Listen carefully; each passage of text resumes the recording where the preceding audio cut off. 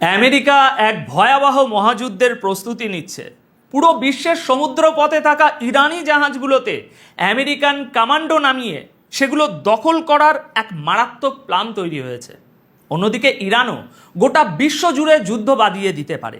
ইরানি কমান্ডারের সোজা হুঁশিয়ারি, শত্রুরা যদি নতুন করে যুদ্ধ শুরু করে তাহলে আমাদের অ্যাডভান্স মিসাইল দিয়ে এটাকে আমরা গ্লোবাল ওয়ার বা বিশ্বযুদ্ধে বদলে দেব।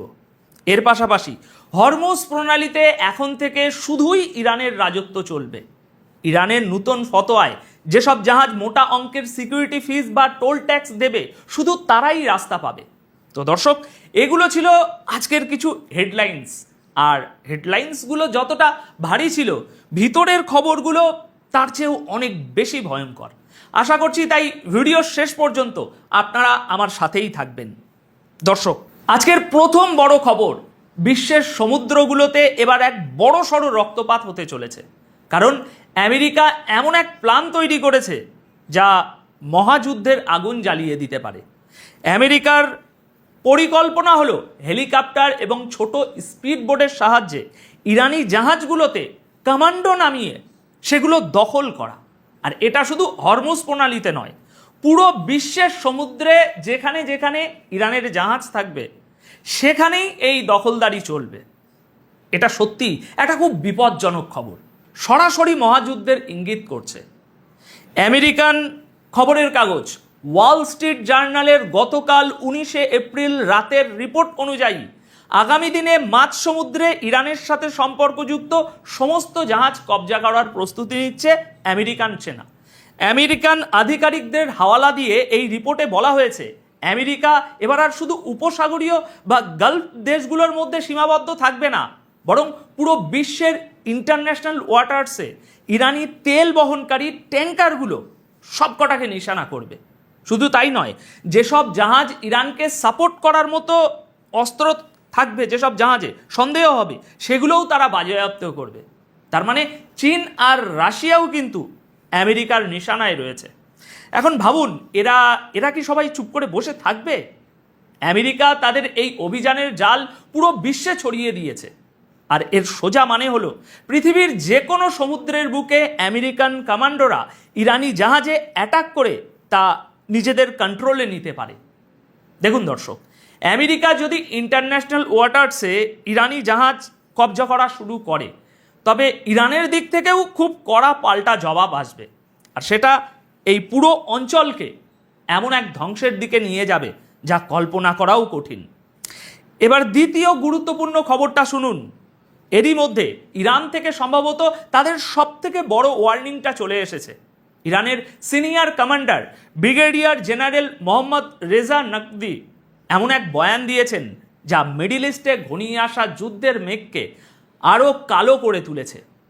আমেরিকা আর ইসরায়েল দাবি করেছিল যে তাদের হামলায় ইরানের মিসাইল শক্তির ব্যাপক ক্ষতি হয়েছে, কিন্তু কমান্ডার নকভির এই দাবি সেই রিপোর্টগুলোকে সরাসরি চ্যালেঞ্জ ছুড়ে দিয়েছে। গতকাল 19 এপ্রিল রাতে ইরানের প্রেস টিভিতে আসা খবর অনুযায়ী নকভি পরিষ্কার ভাষায় বলেছেন, যুদ্ধ যদি আবার শুরু হয় তাহলে ইরান এমন সব মিসাইল ব্যবহার করবে যেগুলো এই মাসেই, অর্থাৎ এই এপ্রিলেই তৈরি করা হয়েছে।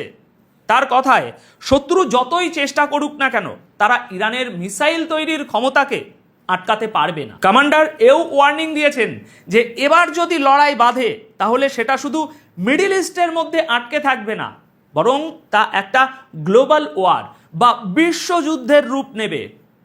হ্যাঁ দর্শক, ইরান পুরো বিশ্বে যুদ্ধ শুরু করার কথা বলছে। এটাকে আপনারা থার্ড ওয়ার্ল্ড ওয়ারও বলতে পারেন। হ্যাঁ দর্শক, ইরান পুরো বিশ্বে যুদ্ধ শুরু করার কথা বলছে। এটাকে আপনারা থার্ড ওয়ার্ল্ড ওয়ারও বলতে পারেন। আমার মনে হয় এই খবরটা শুধু কোনো ফাঁকা হুমকি নয়, বরং এটা হলো ইরানের তরফ থেকে দেখানো একটা বিশাল বড় ডিসপ্লে অফ পাওয়ার বা শক্তির মহড়া। কমান্ডার নকভি যখন এই মাসেই তৈরি হওয়া মিসাইলের কথা বলছেন তখন তিনি আসলে দুনিয়াকে এই মেসেজটাই দিচ্ছেন যে বোমা বর্ষণ হওয়া সত্ত্বেও তাদের মিসাইল ফ্যাক্টরিগুলো 24 ঘন্টা কাজ করে চলেছে। ইরান আসলে আমেরিকাকে বুঝিয়ে দিচ্ছে যে তাদের পুরনো মিসাইলগুলো তো শুধু ট্রেলার ছিল, আসল সিনেমা তো সেই অ্যাডভান্স মিসাইলগুলোর, ওর মধ্যে লুকিয়ে আছে, যা সবেমাত্র তৈরি হয়ে বেরিয়েছে। দেখুন, নাকদির কথা মতো যুদ্ধ যদি সত্যি গ্লোবাল হয়ে যায়, তবে এর সোজা প্রভাব সমুদ্র থেকে শুরু করে দুনিয়ার সেই প্রতিটি কোণায় পড়বে যেখানে আমেরিকান ঘাঁটি রয়েছে। তখন শুধু মিডল ইস্ট বা আরব দেশের আমেরিকান বেসগুলো নিশানায় থাকবে না, সারা বিশ্বের ঘাঁটিগুলো টার্গেট হবে। এটা ট্রাম্প প্রশাসনের জন্য এক বিশাল বড় মাথা ব্যথা।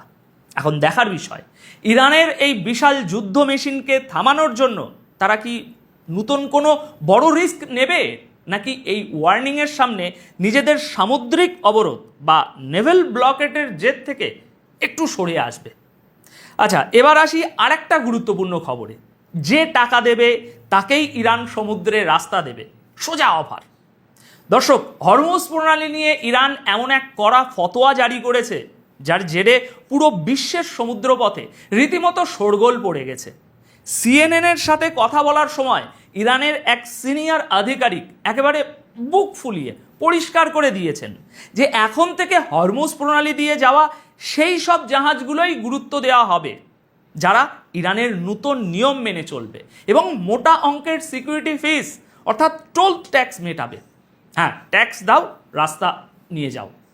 ইরানের মতে যেসব জাহাজ এই ফি দেবে না তাদের রাস্তা আটকে দেওয়া হতে পারে অথবা তাদের যাত্রা স্থগিত করে দেওয়া হতে পারে।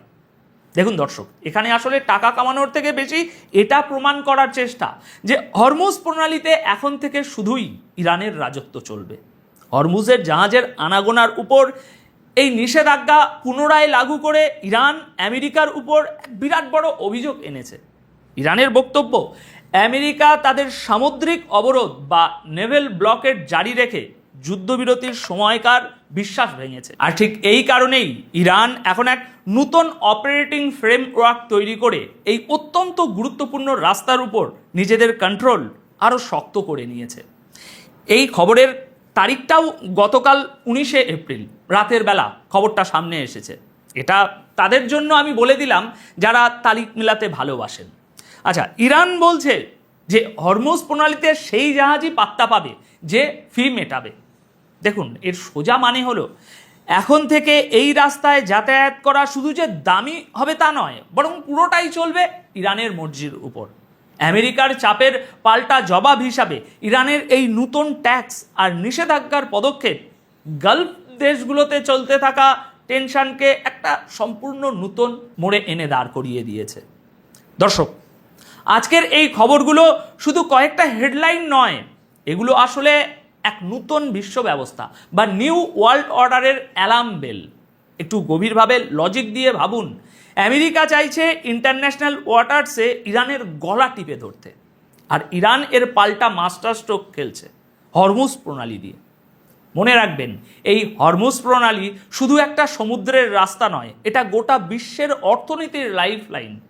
আমার রাজনৈতিক বিশ্লেষণ বলছে আগামী দিনের যুদ্ধ আর শুধু মাটি বা আকাশে লড়া হবে না, আসল বিশ্বযুদ্ধটা হবে সমুদ্রে এবং অর্থনীতি। আসল দাবা খেলাটা চলছে এই সমুদ্রের ব্লকেট আর মিসাইল ডিপ্লোম্যাসি নিয়ে। আমেরিকার সামনে এখন একটা ভয়ঙ্কর চেকমেট পরিস্থিতি। এক পা এগোলেও বিপদ, পিছলেও সুপার পাওয়ারের ইগোতে ধাক্কা। এখন আপনাদের কি মনে হয়, এই মহাযুদ্ধ কি সত্যি আটকানো সম্ভব? কমেন্ট করে আপনাদের মতামত জানান। ভালো থাকবেন, চারপাশের পরিস্থিতির দিকে নজর রাখবেন। ধন্যবাদ আপনাদের সকলকে।